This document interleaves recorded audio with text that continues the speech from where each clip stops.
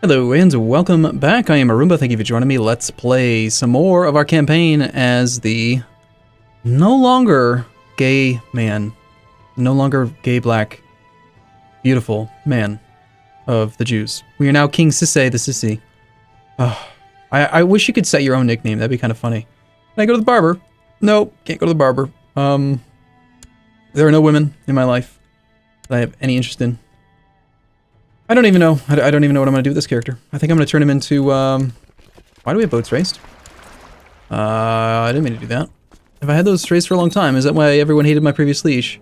My previous character? It's entirely possible. We have, no, I think I just recently raised it. I must have been clicking around. Lost a commander, apparently. We will appoint, somebody who's decent and also, my vassal seems fine. Like a landed character, that's what I mean to say. Count Tingen has inherited the county of Vassal from Duke Iskander the Resilient. Oh no. Duke Iskander the Faceless! The lunatic with the great pox figured drunk man who, yeah. County of Vassal has been inherited. Okay, gotcha. And that makes you the Duke of here and here. You ended up with that territory. And you really shouldn't have that anymore. We are not allowed to plot because we're a baby. It's just speed 4 until we're not a baby. God. Being a baby sucks. We don't know favors to anyone, do we? I can't imagine we did. I don't know how a character like us could have picked one up, but you can press ducal claims for Kalat. For Duke Gebri the Just. Well, if this guy is not in a pact... Oh, he is.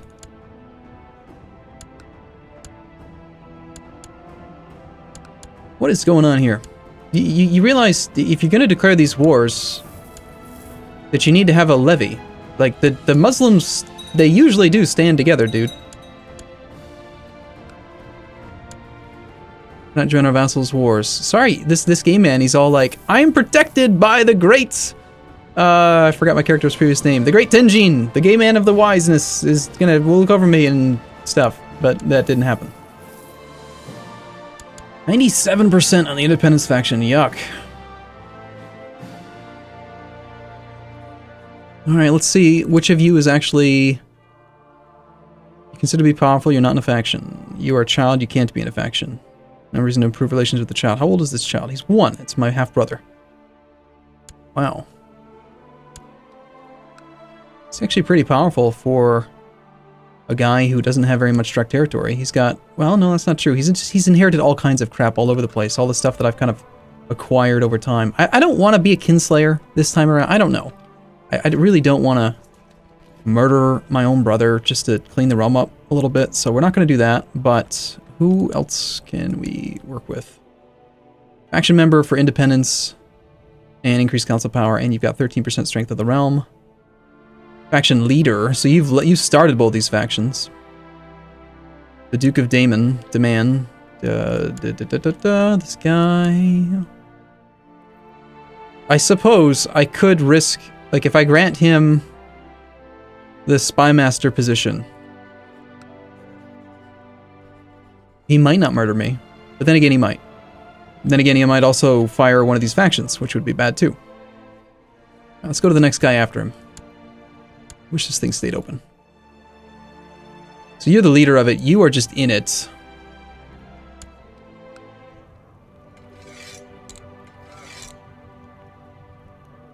And we're trying to improve relations with this guy.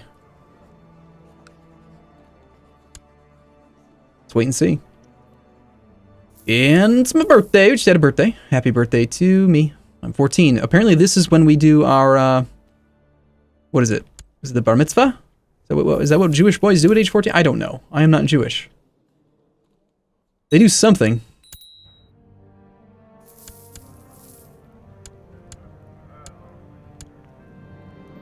We have a peasant revolt. And I believe our alliance to the Byzantine Emperor is gone now as well. Yeah, we've got lots of people who are in a defensive pact against me and no allies. It was just a random event that caused us to actually be able to become friends with this guy. I suppose I could actually try to marry some family members off to him if I wanted to keep playing that way. Might not be a bad idea. we're gonna still use the Vassal Levy, even though we've pissed everyone off a little bit. Our previous character did. Because I just don't want to have to weaken my own personal army's position at all.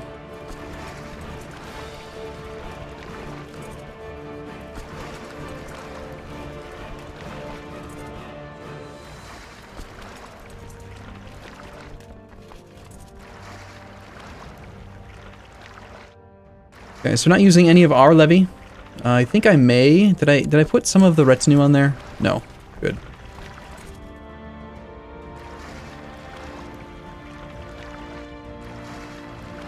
Let's head over to here.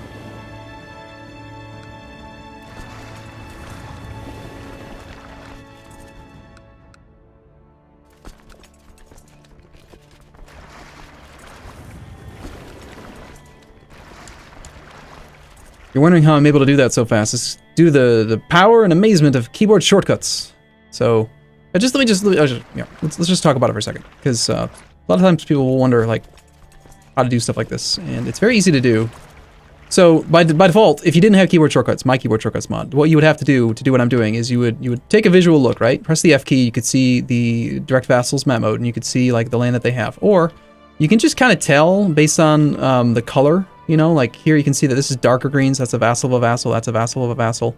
But here I've got the flag indicating there's a duke here. And so if I see an army, looking like this, I have a pretty good idea just from looking at this that I'm going to be able to raise anywhere that's the same color as the province that he's in, because it's probably his land. But just in case, you can press F to check for sure. So a vassal, a ducal vassal, you can raise his levy anywhere in any territory that he holds directly. So he can raise it here. You can raise it here, or you can raise it down here. So if you were doing this without keyword shortcuts, what I'm doing is you're just clicking the Raise Local Liege Levies button. And I am using the Z key, which is keybound to that button. X on any army will disband it. C confirms. So what you're able to do is just go Z, XC, Z, XC, and just move your army around really quickly anywhere in that territory. Now, even though you could just click the button, you can raise the Liege Levy boats as well in coastal provinces. And what I've basically done is you raise the levy on the coast, you press C on both provinces to raise the ships, you grab the army, and then you press the V key, we'll tell them to embark. If they are embarked, you select the V key to select them again, and then you right-click on the province and they get off the boats. So with all that, basically, you're able to just go ZZ, CC, VVV, done, and just kind of teleport troops around a little bit. It's very convenient for rapidly moving an army. Like right here, I'm seeing again, this guy's 1100 troops. We're having an issue here, right? So instead of doing that, let's just disband this army, raise it on the coast with some boats, and there's not enough boats. So sadly, we do have to march it over. Or we could just wait until the other armies have arrived, since 1100 with no morale is obviously going to have some serious issues with 1600. Let's see if that's enough to scare him away. He is still heading to Saravan. Okay.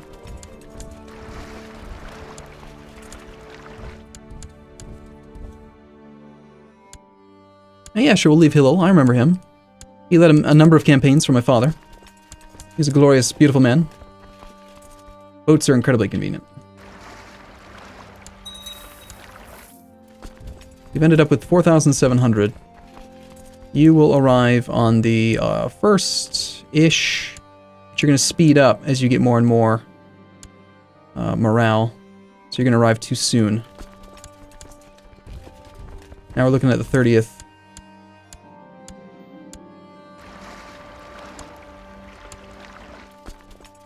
I'll tell you what, I'm just going to grab these boats and ferry this army over and have it join up. Well, maybe not.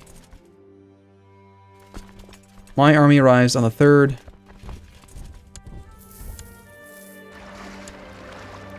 Yeah, no, we'll just have it march separate. We have camp fever in Aswan. That is one of the only things. There's also consumption down here. Yuck.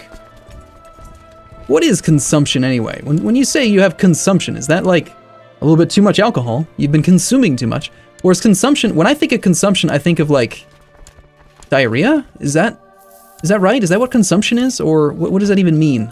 Consumption. I am not familiar with this illness. Oh, you know what? I just realized perhaps there's a description for what it is in the actual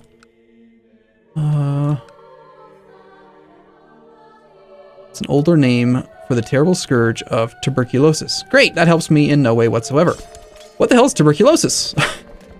Hey, sweet, we're no longer rowdy, we are now brawny. Nice, we're taken after our father. Here comes the random event to make us gay again. I hope so. I would not be upset at all if it did happen. I would totally do it. I would play as a gay man again, why not? It's very rare that I end up playing as a child, so I don't usually get that event that allows you to choose to be gay. So when you get the option for it, gotta take it, right? Year and a half till we are going to level up and be older. My marshal absolutely hates me. Wants control of territory. He's apparently a double duke. Got the Duchy of Axum and the Duchy of Gondar.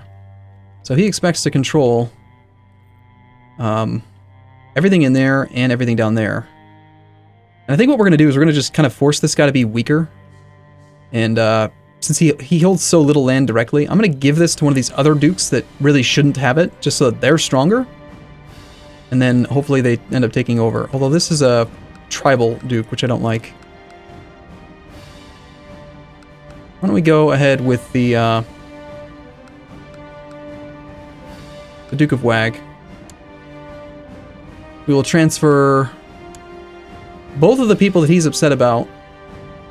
Cordat, which again is not de jure. It's not supposed to go to him, but... And then the other one that you were upset about was who? Begemder. That duke. Or that count, rather. Okay, Begemder. There's one more count listed there. Who's that? Count of Canedale.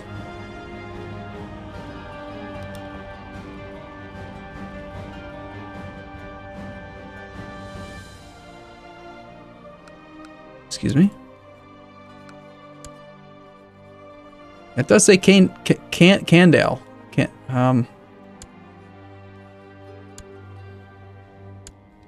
No. No. No.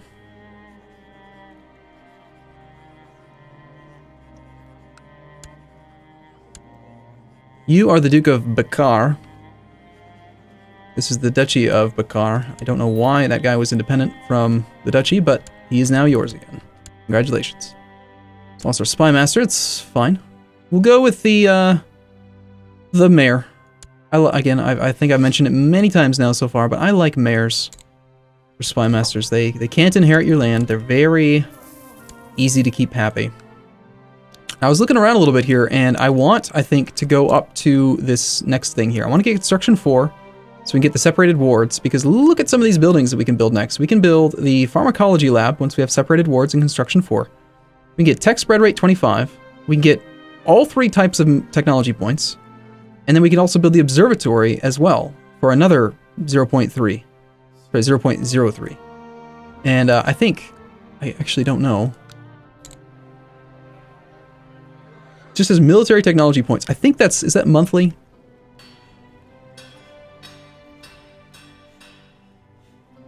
I'm pretty sure it's monthly. So let's just try to equate, like, how valuable would that be? Tech points per attribute is 0.04. So it's like having +1 of each of the attributes that would give you points, or essentially +1 learning, because learning gives all 3. Is that a big deal? No, not really, but in the long run, I don't know, it's kind of cool. Maybe we should just do a whole bunch of, oh my god, we get it, yes! Woo! I've been having these special feelings for a special someone lately, the stranger, just to find myself embraced and close to another person. If I could only find myself alone with the Farrier's Apprentice. Okay, I'm gonna roll a die. A dice. A die? A die. I don't want to just do... I mean, it's fun, but I'm gonna get... One second. I'm gonna go and find a dice roll app real quick online. We're gonna say D3. I want to roll a...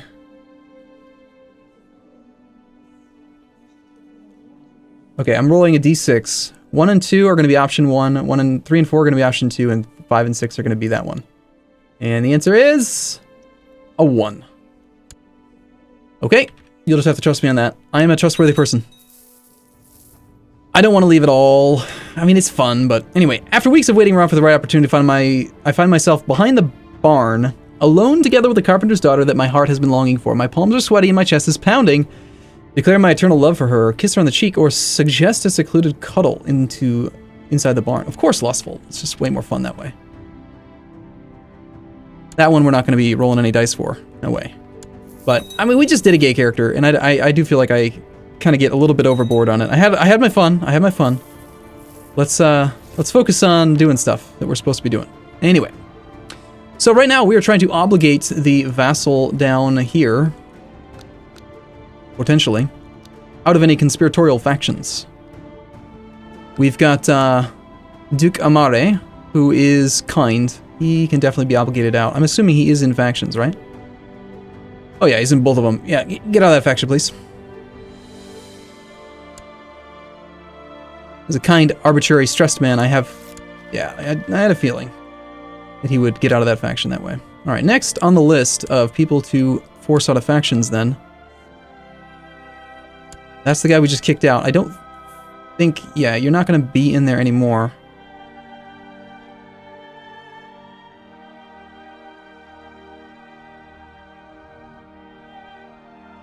I guess we're going back to the Count of Damon, then. Gotta wait till March. Duke Amare has usurped the county of Socotra. What?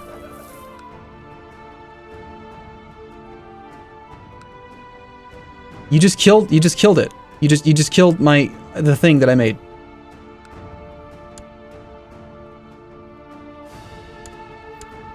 He just killed my titular duchy and took that province back because of his ducal claim on the province.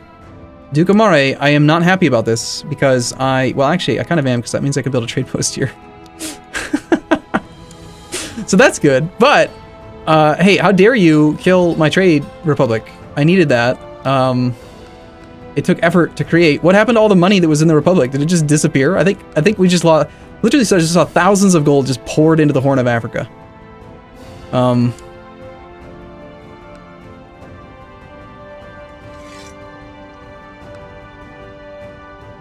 How did you do that anyway? You were not the Duke of Sanaa, which is the proper duchy. How did you get the claim? Did you fabricate a claim on Socotra? Dude, you're a jerk. You just like kill my thing for no reason at all. Well, I suppose we don't have to use that specific province. We could. Here's an idea. What if... Can I grant... I don't think we can grant the duchy to a county, a baron tier vassal. We would have to have him have an actual top holding city. I could give him a province, like one of the cities in my duchy. Well, actually, I kind of already had done that, because this is a duchy that I consider to be mine, even though I don't have any of the land right now, but I do consider it to be mine. We could take like our weakest holding, like this one. Or this one. And make a thing here.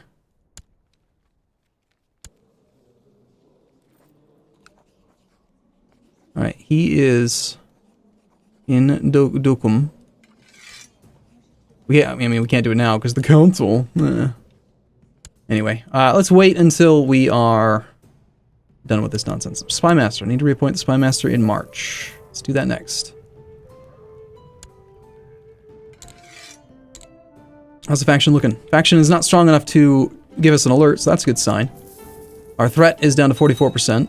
We gotta basically wait till it gets down below 5, otherwise I just can't really expand anymore. But we did a good job. We had a good little run there, expanding for a bit. I do think I want to build another sub-holding in this province here. A little bit of consumption there, but there's no other building here. Since it's a coastal province, I'm always going to err on the side of cities, because they get the extra port building that they wouldn't otherwise have. You cannot build, obviously, but you cannot build ports on inland territory. They only get the toll booth. So, my usual rationale for sub-holdings is that mayors give you more money, and they build their buildings out way, way faster than a castle baron would. Like, just a perfect example is this guy. Look at this. Those up. He's built this much stuff. Let's call it 2, 4, 6, 8, 10. He's on his 11th building in the holding. Okay, but then you look at a mayor, and they're just like, I have nothing to spend money on. They've built all the things, because they make so much more money than the other guy would. He gets 700 ducats in the bank. So I like that better. And if you consider it, like, this baron, for example, his levy is 488. The mayor, who's built everything, has a bigger levy and garrison than the the baron. Granted, his fort level's a little bit lower by far, but I would rather have mayors over barons. The only time I'll ever do extra castles in a province is if I plan on holding them myself, and I want to stack like 2, 3, 4 of them in one province so that I can use the multiplicative train troops, collect taxes, kind of stuff. But I usually find it's better to play more spread out and have more actual vassals to choose from for council positions and stuff. So, beyond that, the only other thoughts that go into the decision are between cities then and temples, because we've already ruled out baronies. So, usually it's cities. On coasts, it's definitely cities. But then the other thing is, would you rather do a temple or a city? And the monastic school is quite nice. It's cheap. It's much better as far as price goes. But I think in the end, there was one other factor that helped, led me to decide a specific route that I usually go. And that was what? At maximum taxation, the way that I would prefer it, maximum levy law, churches will give you 80% of their troops, and burghers will give you 90%. And they'll also still pay you tax. So there's a lot of argument for cities. So let's build another city. We like the cities. And that's actually the last holding slot in our capital duchy that is available. So that is nice. We have a lot of stuff that's been built up over time.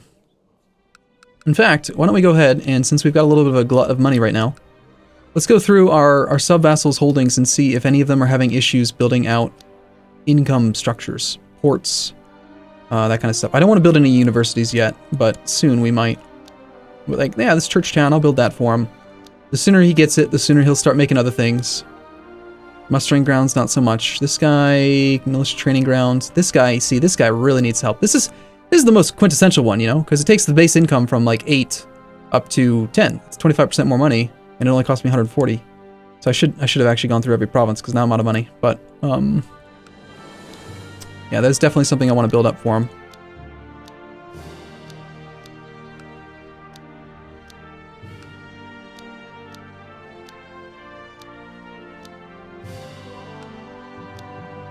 There we go. I almost just did it. I almost built those walls, which would have cost me my last dollar.